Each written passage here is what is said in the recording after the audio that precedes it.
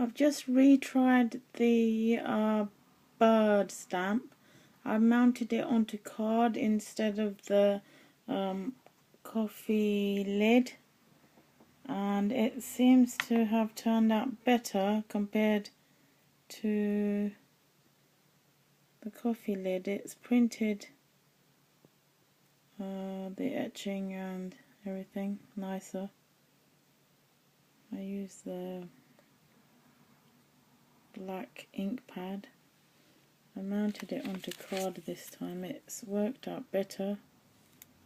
Just a bit of card held together with double-sided tape. Try it and see if it works out for you. Thanks for watching. Bye.